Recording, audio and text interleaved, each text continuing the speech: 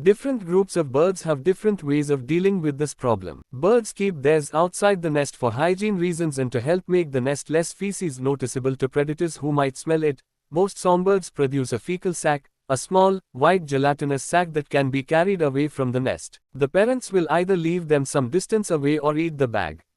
Large birds that nest in large nests high up usually defecate forcefully over the edge, forcing it out of the way and away from the nest. While mammals excrete nitrogenous wastes mostly in the form of urea, birds convert it to uric acid or guanine, which reduces water loss in comparison. Uric acid thus forms a white sticky paste. So the white part is actually bird pee. It is the dark center that is the poop.